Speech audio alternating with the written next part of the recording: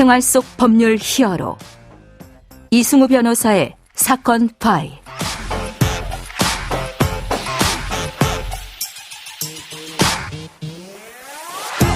사건 파일 청취자 여러분 안녕하십니까. 생활 속 법률 히어로 이승우 변호사입니다.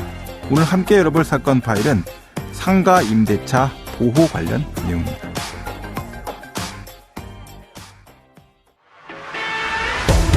장사를 하기 위해서 세를 얻을 때 건물주에게 내는 임대료 말고도 권리금을 주는 경우가 있죠. 일종의 자릿세 개념입니다.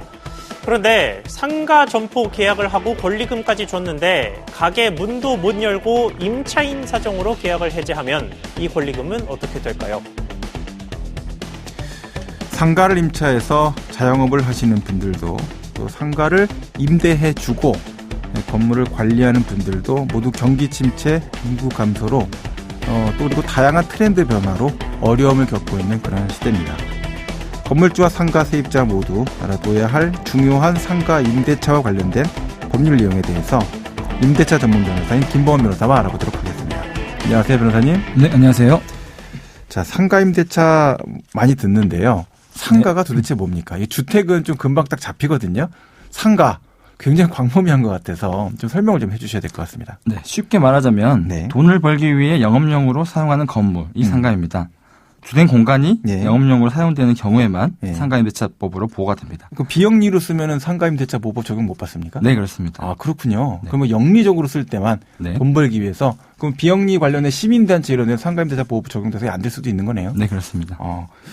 자, 그러면 주택임대차 보호법은 왜 만들어졌는지 이제 지난 시간에 많이 우리가 생각을 해봤는데 상가임대차 보호법 이거 왜 만들어졌습니까? 네, 대한민국은 이제 자영업자 수가 계속 늘어가는 추세에 있습니다. 예. 자영업자들은 대부분 상가 건물을 임대해서 영업을 하고 있습니다. 예. 영세한 자영업자 수가 대부분 차지하고 있는 반면에 상가 건물 소유주들은 대부분 상대적으로 우월한 지위에 있는 경우가 많습니다. 네네. 그 우월한 지위를 남용하지 못하기 위해서 상가 건물 임대차 보호법이 제정된 것입니다. 그 주택임대차 보호법은 모든 주택에 적용되잖아요. 네. 상가임대차도 그렇습니까? 상가임대차 보호법이 모든 상가임대차가 보호되는 것은 아닙니다. 아, 그렇군요. 네. 어떻게 뭐 적용 기준 이런 게 있습니까? 네, 지역마다 보호받을 수 있는 보증 규모가 좀 다르게 됐습니다. 보증금 규모에 따라서 또 지역에 따라서 다 나눠져 있습니까? 네, 그렇습니다. 복잡하군요. 네, 그렇습니다. 네. 대략적으로 서울이랑 이 부산 이 정도를 한번 볼까요? 어느 정도 됩니까? 네, 서울은 보증금 9억 원, 네.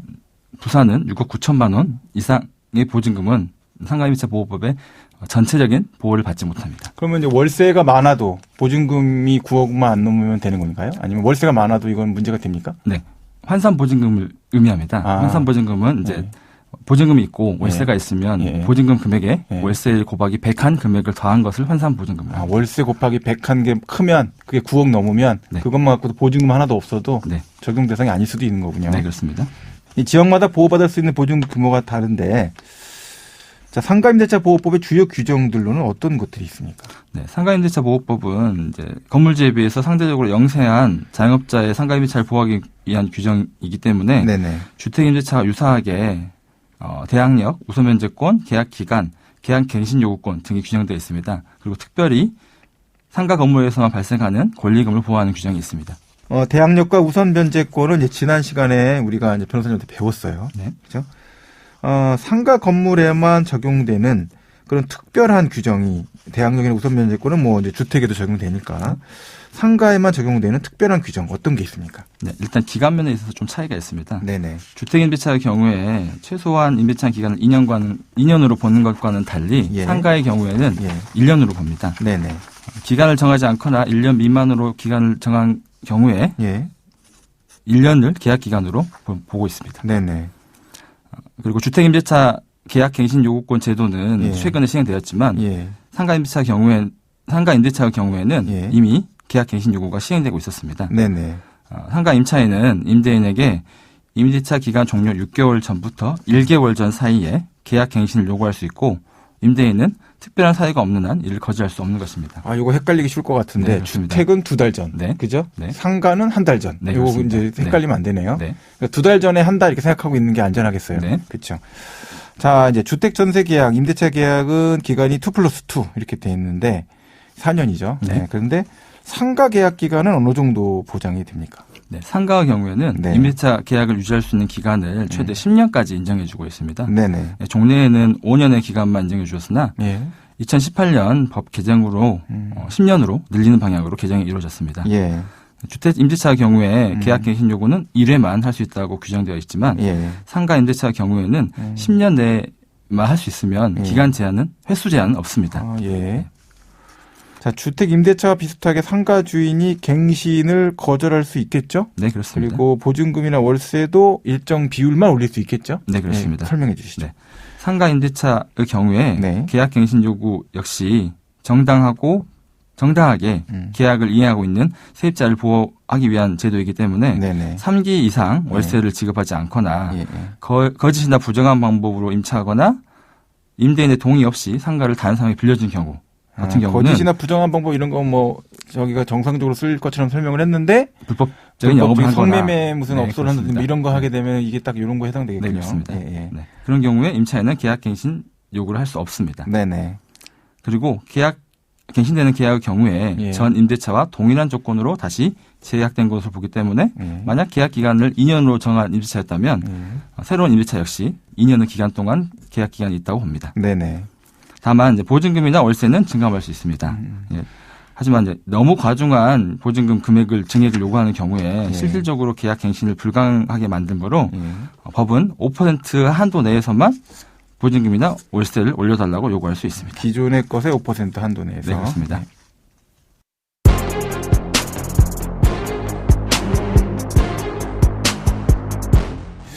자, 임대차 관련돼서 기본적인 내용 설명을 다 들었으니까 이제 사례를 한번 좀 풀어볼까요? 예. 실제 상황을 한번 적용을 해보죠.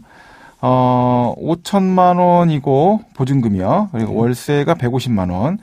경기도 용인 지역이다. 이렇게 해서 2015년 1월부터 상가 건물 임대차 계약을 체결했고 2년 단위 계약을 체결했다.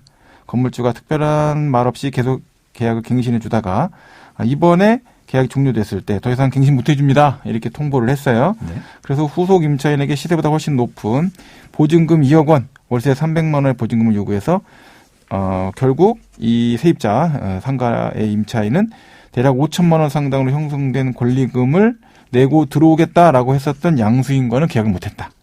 이렇게 되는 상황이 발생했거든요. 네. 어떻게 해결해야 될까요? 네. 먼저 이 상가 임대차가 상가 임대차 보호법상 보호가 되든 임대차인지 먼저 살펴보겠습니다. 네네네.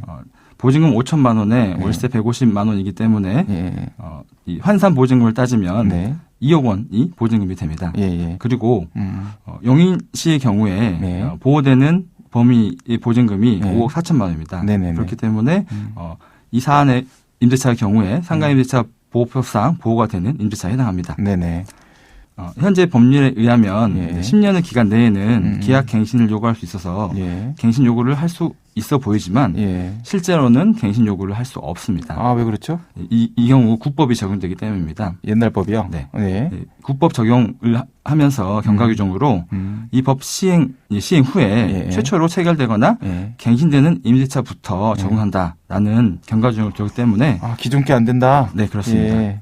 이미 2017년 1월경에 한 차례 갱신이 되었기 때문에 기존의 5년의 기간만 보호되는 것입니다. 따라서 건물주의 계약 갱신 거절 자체는 정당합니다. 아, 그렇군요.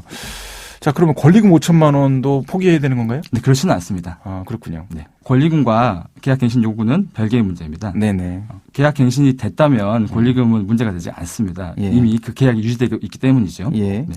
자, 그럼 어떤 경우에 건물주에게 권리금을 이 세입자가 요구할 수 있게 되는 겁니까? 네. 권리금 회수 기회를 박탈당한 경우에 요구할 수 있습니다. 네. 권리금이라 하면 쉽게 설명하자면 자신이 상가를 운영하며 투자한 시설비나 신용, 영업상의 노하우 이런 걸 일체를 넘기는 대가로 받는 금원을 말합니다. 네네. 그런데 이제 건물주가 우월한 지위에서 세입자가 신규 세입자로부터 권리금을 받는 것을 막는 경우가 많이 발생했고 이를 보호하기 위해서 이 규정이 신설되었습니다. 네, 지금까지 김범원 변호사와 함께했습니다. 오늘 말씀 고맙습니다. 네, 감사합니다. 생활 속 법률 히어로 이승우 변호사였습니다. 내일도 사건에서 여러분들을 구해드릴 사건 파일 함께하겠습니다.